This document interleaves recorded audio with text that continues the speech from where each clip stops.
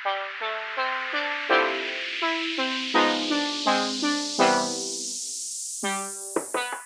we are here in our 21st country, I think, Portugal, and we're here in the capital city, which is Lisbon. Oh, and Portugal is located right here. So far, we're obsessed with the architecture, the weather, and obviously the pastries. So I think that's the first thing we need to do, Lucas. We need to go try the pastries, right? Yeah, let's go. All right.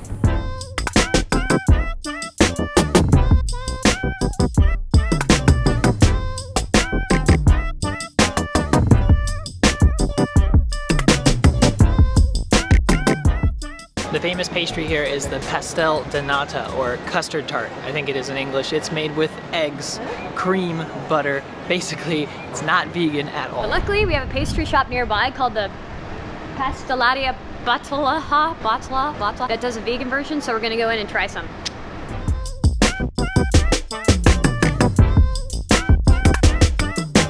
Okay, so we got two pastéis de nata, which are the vegan versions, so we're gonna see if they taste okay. You know, it's like, what can possibly be in it, considering it doesn't have like all the stuff that makes it not vegan. And Lucas got an espresso, but I got the gingia, I think is how you pronounce it. It's made from the ginja berry and brandy, and it's a liqueur, and obviously I'm gonna probably love it, so we're gonna try it.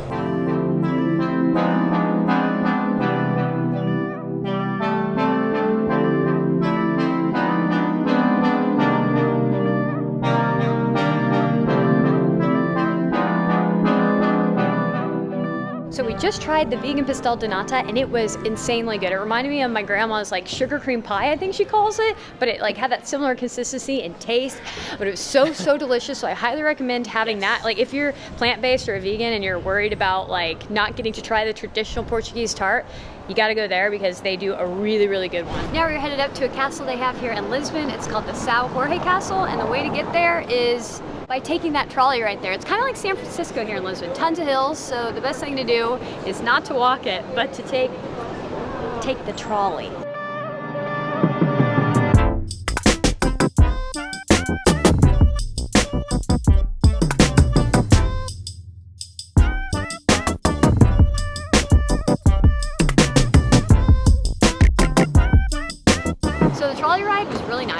We call them trolleys in the US. I call them trams here in Portugal. If you're Portuguese, comment below. We used our Viva Viagem cards to tap in and, oh my God, tap in and ride the trolley. You can get these at the metro station and refill them up, and you tap as you go. You can ride anything you want. But now we're walking to the castle because apparently the tram doesn't go all the way. So we are gonna get a little exercise today, people. Let's go.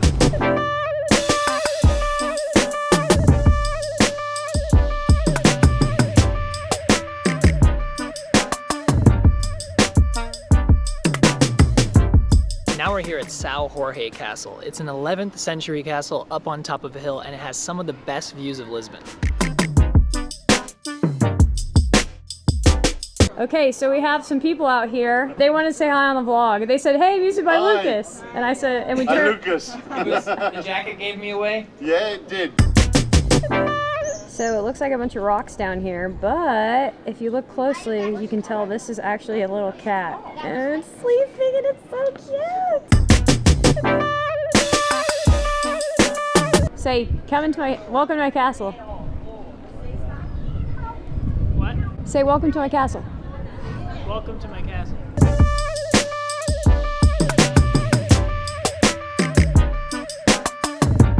So this guy named Alfonso Henriques, which his statue is over there, he came in and like besieged this castle until the people inside gave up, and then they came out, and he became Portugal's first king. So the royal family lived in this castle for like centuries, until the 16th century when they were like, nah, it's cool, I don't like it up here. And they moved down, somewhere down by the sea, and lived there in that palace.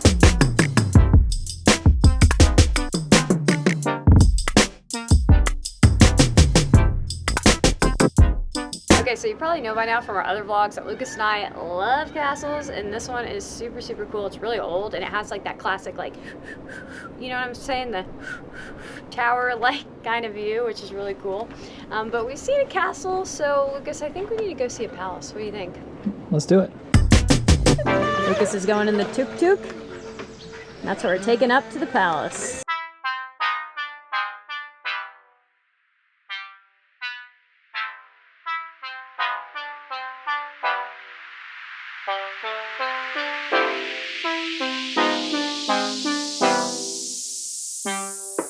This, my friends, is Pena Palace. It is in Sintra, which is like a 40-minute ride outside of Lisbon, and it used to be King Fernando II's palace. Well, actually first it was a monastery, and then he built onto it like more wings and more things, and then it was his palace, and then it was all the royal family's palace until 1910 when the Republic took over and the royal family was kicked out of Portugal, but it is epic. So it is a little confusing on how to actually get to Pena Palace. I drove as close as I could, and then they like veered us off into some random parking lot, and then once I got there, they were like, here, take this tuk-tuk up there. And so then we were driven in a tuk-tuk up here, but then she said it's too foggy to come, and then we went to this other place, and that was really awesome. It was called...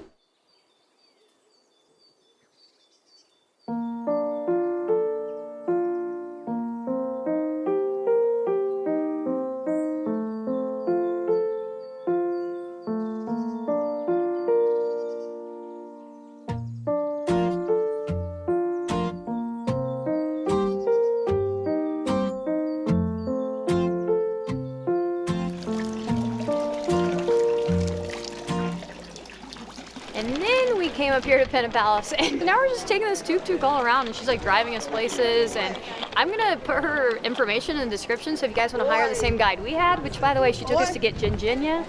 She took us to like really a lot of viewpoints and told us a bunch of historical like stuff about Sintra, so it's been really cool. And yeah, her name is Sammy, and I'll put her stuff down here.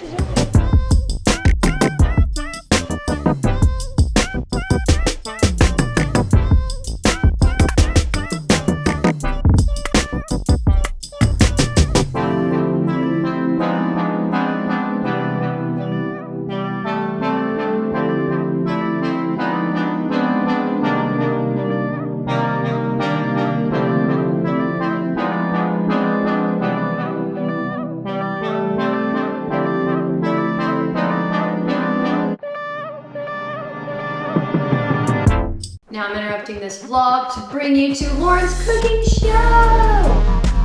Say you don't want to be going out to eat all the time, but you still want to try a traditional Portuguese dish. Well, I'm going to be making a bifana. Bifana, however you say it. It's a Portuguese steak sandwich. It's what they call their dessert here. So after you finish your seafood dish, you have a steak sandwich for dessert. I'm going to be using oyster mushrooms to make this bifana sandwich, and I'm going to show you guys how I do that.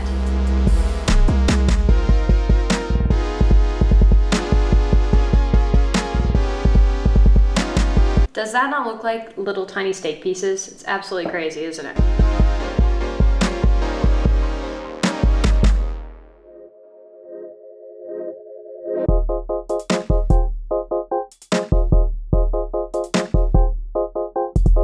Lucas is going to try the steak sandwich. He is the guinea pig here, so let's see how you like it.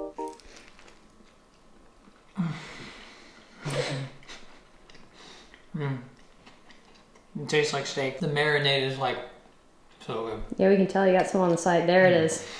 There it is. And it's just that simple, people. You can make yourself a steak sandwich without the steak. We're gonna let Lucas finish this. Now, back to the vlog, Lauren.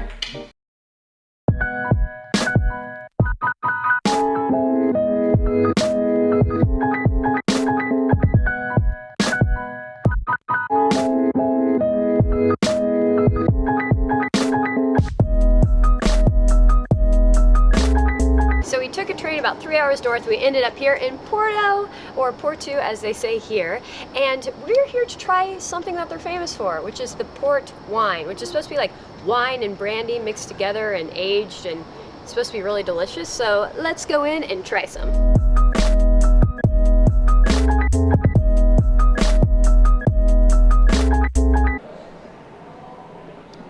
Sweet and fruity, I guess. Tastes very good. I get to try the tawny. It's like wine, but sweeter. He said it could be used as like a appetizer or as a dessert. He called it an aperitif. And a digestif. What'd you say? I think I'm done with regular wine because port is just so much more flavorful. And it's higher in alcohol content. True, so you don't need as much.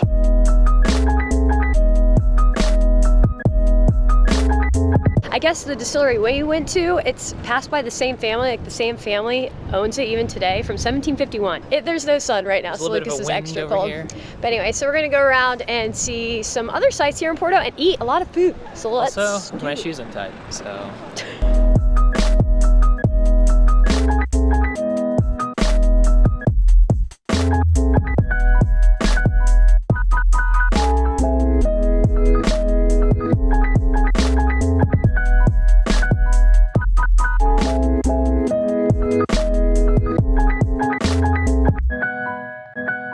So one thing you have to try while you're here in Porto is what they're known for best, which is the Francesinha sandwich. I think that's what it's called. It's basically like a sandwich with steak, pork, sausage, meat, covered in cheese, covered in tomato and beer sauce, surrounded by French fries. So we're going to a place that serves a vegan version, obviously, and we're gonna go try it. I don't really know what to compare that to. Very creamy, gravy. It's really good. It's actually pretty good, but I think this is something Lucas would like more because he loves this kind of stuff. Try some fries. The beer sauce with the fries, I think that's key. So if you're ever in Porto and you want to try a vegan Francesinha, come to Casanova because it's really, really good. So before we go and head back to Lisbon, we stopped here at Momentum Cafe, which is right by the train station, so we can try some traditional vegan Portugal delicacies. So this one is the ball drilling, how we call it. So the dough is with carrots and it has the chocolate on the inside. Then you have the jesuita with the chickpea water and sugar on top, and then you have the version of the Pastel Nata. We also ended up getting 2 glasses of port, 1 of tawny, and 1 white because we're in Porto. This one is made out of aquafaba chickpea juice. I think good. Pastel de Nata. I actually like this crust more than the one we had in Lisbon. The filling isn't crispy on the top, but it's really, really good. You eat the chocolate end first, obviously. It's like what are those little puff eclairs? That's what it tastes like. Come here for the vegan pastries and the traditional Portuguese pastries because they change them every day and they're all really, really good. And you get a chance to taste the traditional Portuguese pastries, which is the coolest part. So, 2 thumbs up. And now we're back in Lisbon, and that is it for the Portugal vlog. I hope you guys enjoyed coming along with us, and I hope that you are hungry for the delicious food that we had here.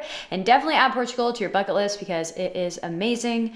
And we are going to leave you with some fado, which is the music of Portugal.